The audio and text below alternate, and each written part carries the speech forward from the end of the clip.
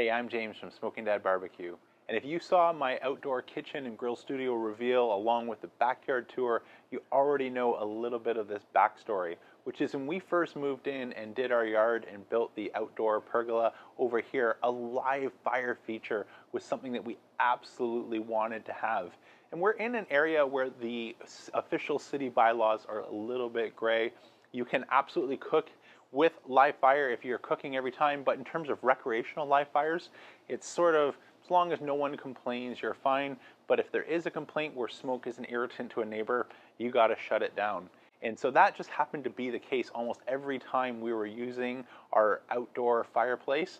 And so over a year or so of this going on and getting to know my local fire department really well, we ended up just deciding to convert that back to, or convert it to gas from a wood burning fireplace, just so we didn't have the hassle. But we're absolutely missing the enjoyment of live fire, just the smell, the sounds, and even, occasionally cooking on it. And so when we went to a friend's cottage, they introduced us to Solo Stove. I've never seen or heard of this pit before, but it is a smokeless fire pit.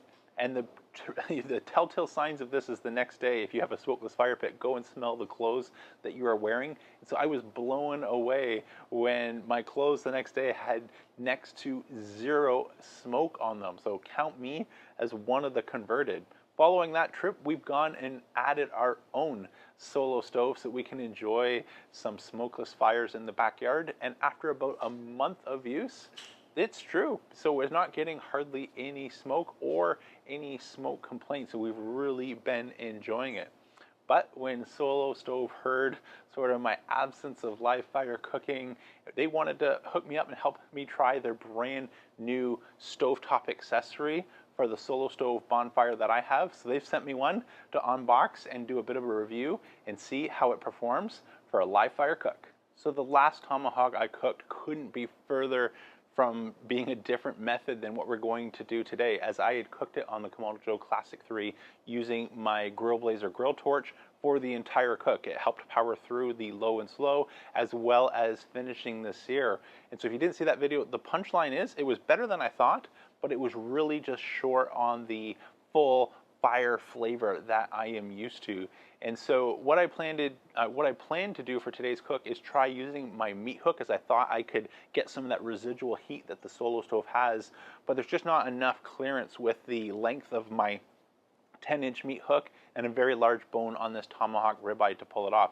So instead, for our setup, I've raked the coals all to one side so I can get a bit of a direct zone and an indirect zone so we can place our tomahawk on the cool side as that heat does funnel in towards the center, and I think it'll be pretty even. And then after starting a fire using my grill torch with a couple logs, getting a really good fire going, I let that burn down over about an hour just so we were left with some nice white embered up coals. And then the plan from here is just to add 1 or 2 smoking wood chunks as we go along, just to keep the fire going. And to my surprise, this worked remarkably well. So I added 4 chunks in total over the course of an hour, and I'll put up the meter graph so you can see as we were logging this, it held a pretty even 250 to 260 degrees Fahrenheit for the entire cook. And so all we have to do now is get ready to set up for Inferno mode so we get a great looking sear on this ribeye. So since there's no air vents to control or worry about, the only difference in temperature is how much wood we have in our Solo Stove. So when our tomahawk on the meter said we were getting close to being done, I started adding just a little bit more fuel so we could get that fire starting to ramp up. So when I pulled it off for its 10-minute rest, added a few more pieces of wood, and when I came back, we're in full-blown Inferno mode. Let me bring it nice and close and show you the sear action.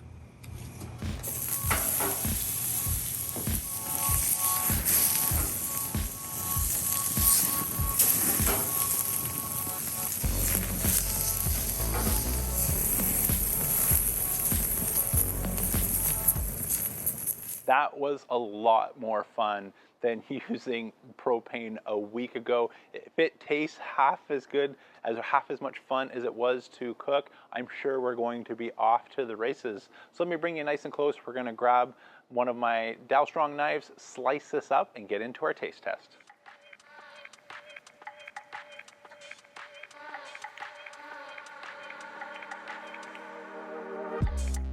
Whew, that looks good.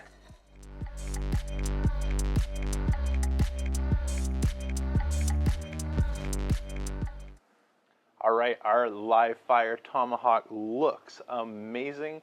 Let's go ahead and dig in and see if we can taste the difference. Got my piece.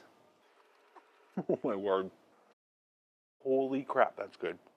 I'm doing one more.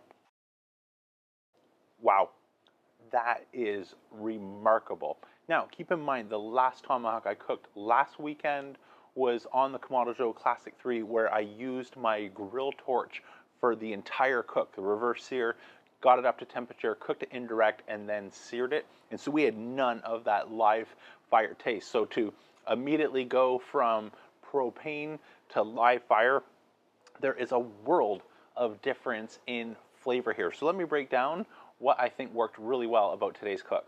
Just between moving the camera, I had another piece, and I'm just blown away again at this taste. So let's break down why I think this is coming through.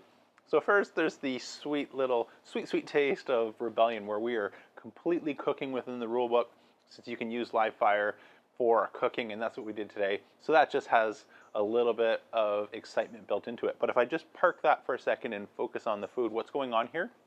This has all the signatures of really clean smoke. And so since there's no Kamado to insulate or retain the heat, we're in bushfire at all times. It's either full-on bushfire or no fire at all.